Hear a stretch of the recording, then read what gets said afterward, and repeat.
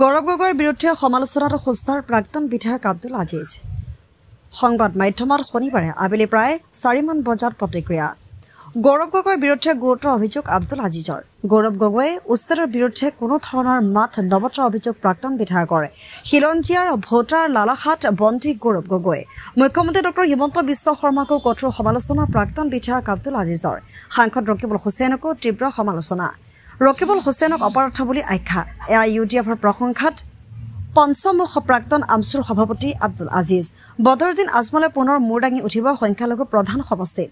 2026 সংখ্যালঘু অধ্যুষিত অঞ্চলত AIUDFৰ পুনৰুত্থান ঘটিব বুলি ভৱিষ্যতবাণী আজিজৰ।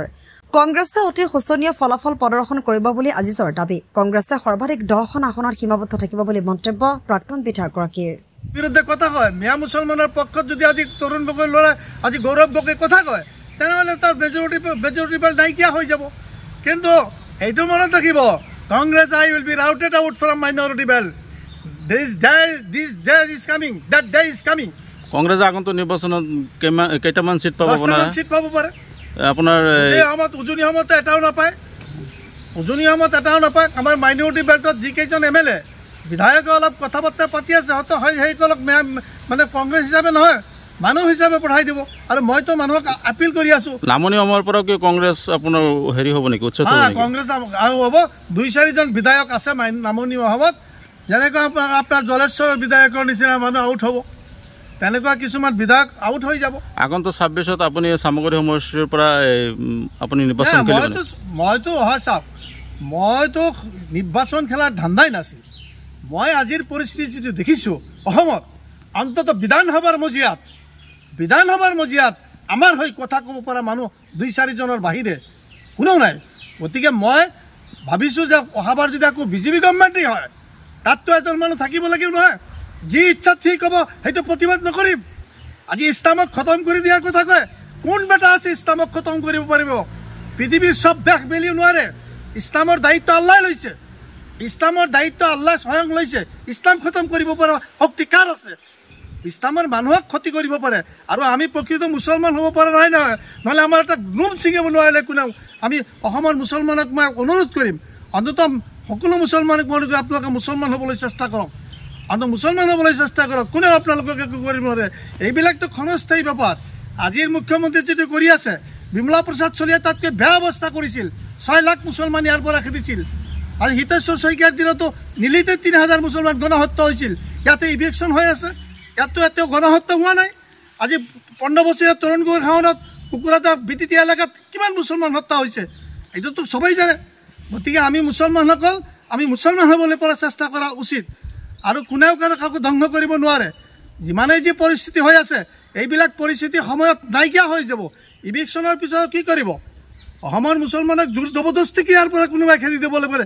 আমি যিসকল ভাৰতীয় নাগৰিক, দেশৰ আইন নাই, দেশৰ কানুন নাই, চব আছে। কিন্তু কোনোবাই হয়তো ভাবি আছে যে মই অহাবাৰ আকৌ মুখ্যমন্ত্ৰীটো হ'ব লাগিব। সেইকাৰণে আজিৰ মুখ্যমন্ত্ৰীয়ে এটা ছাইড লৈছে হিন্দুসকলৰ। হিন্দু মানুহৰ ভিতৰত চব মানুহ আপোনাৰ লগত লাই। অসমৰ মুখ্যমন্ত্ৰীক আজি মই এই মিডিয়াৰ জৰিয়তে ক'ব বিচাৰিছোঁ, আপুনি নাভাবিব অসমৰ আলি কুলি আলিসকলক ভাত দি বাকী জনগোষ্ঠী আপোনাৰ লগতেই থাকিব, এই কথাটো আপুনি নাভাবিব। সকলো মানুহে বেয়া পাইছে। 90% মানুহে অসমীয়া হিন্দু মানুহে আমাৰ ওপৰত যিটো অত্যাচাৰ চলি আছে, 90% মানুহে বেয়া পাইছে। আজি যদি চব অসমীয়া হিন্দু মানুহ এই গভৰ্ণমেণ্টৰ কথা থাকিলে হয়, তে উজনি অসমত এতিয়ালৈকে এটা লেবাৰ থাকিব নোৱাৰিলে। গতিকে সদৌ মই উজনি অসমৰ এই নাগৰিক মঞ্চক যিসকল কৰিছে, তেখেতসকলক মই আন্তৰিক ধন্যবাদ জ্ঞাপন কৰিছোঁ। আৰু তেখেতসকলৰ শুভবুদ্ধি উদয় হওক। আৰু অসমৰ ইৰেছপেক্টিভ অফ কাষ্ট এণ্ড কমিউনিটি সকলো জনগোষ্ঠীলৈ মই এপিল জনাইছোঁ, অনুৰোধ জনাইছোঁ যে আপোনালোকে অন্ততঃ এই গভৰ্ণমেণ্টৰ মুখ্যমন্ত্ৰীৰ চব কথাত আপোনালোকে প্ৰতিয়ন নগৈ আপোনালোকে নিজৰ দায়িত্ব পালন কৰক।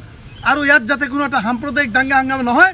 আৰু বিশেষকৈ মুছলমানক মই অনুৰোধ জনাইছোঁ, আপোনালোক কোনো অৱস্থাত উত্তেজিত নহ'ব। কোনো ধৰণৰ গভৰ্ণমেণ্ট বিচাৰি আছে এটা ৰাইটিং হওক, গভৰ্ণমেণ্ট বিচাৰি এটা দাঙ্গা হওক, 50 চনৰ নিচিনা এটা দাঙ্গা হওক, 60 দশকৰ নিচিনা এটা মানে বেংগলী হিন্দু অসমীয়া মানুহ আৰু আপোনাৰ মুছলমানবিলাক দুভাগ হৈছিল, ভাষা আন্দোলনত দুভাগ হৈছিল। বেংগলী হিন্দু মানুহৰ আমাৰ পূৰ্বপুৰুষসকলে যে অত্যাচাৰ কৰিছিল, তাৰ ফল এতিয়া আমি পাই আছোঁ। হিন্দু বেংগলীৰ ওপৰত যথেষ্ট অত্যাচাৰ কৰিছিল আমাৰ বাপ দাদাসকলৰ আমলত। গতিকে আজি বংগবাহীসকল ঐক্যবদ্ধ থাকিব লাগিছিল। আজি তাৰ ফলন আমি পাই আছোঁ। বৰ্তমানতে শান্তি সম্প্ৰীতি আৰু ঐক্য বজাই ৰাখিব লাগে না। শান্তি সম্প্ৰীতি আমাৰ মানুহে বজাই ৰাখিব লাগে, কাৰণ উজনি অসমত যিটো মানে নাগৰিক মঞ্চ কৰাৰ পিছত অন্তত আমাৰ মানুহে বুজিব লাগে যে আমাৰ পক্ষত 90% হিন্দু মানুহ, আজি টাই আহোম মৰাণ মটক কোচ ৰাজবংশী চুতীয়া কাৰ্বি ডিমাচা বিভিন্ন জনগোষ্ঠীৰ মানুহ আছে, হিন্দু সম্প্ৰদায়ৰ মানুহ আছে, আজিও অসমৰ মিয়া মুছলমানৰ পক্ষত আছে। খালি নাই এই গভৰ্ণমেণ্টৰ মুখ্যমন্ত্ৰীটো তুচ্ছ তাচিল্য, যিমান বেয়া কথা এই ইভিকশ্যন হ'ব, ইভিকশ্যন মানে হিন্দু একেলাত নহয়, মুছলমান মানেই তেখেতৰ মতে বাংলাদেশী। গতিকে আমি সজাগ হ'বই লাগিব। এটা গভৰ্ণমেণ্টৰ যেতিয়া এনেকুৱা মানে বক্তব্য ৰাখিব, এজন গভৰ্ণমেণ্টৰ মুখ্যমন্ত্ৰীয়ে যেতিয়া এনেকুৱা বক্তব্য ৰাখিব, তেতিয়া আমি সাৱধান হ'বই লাগিব।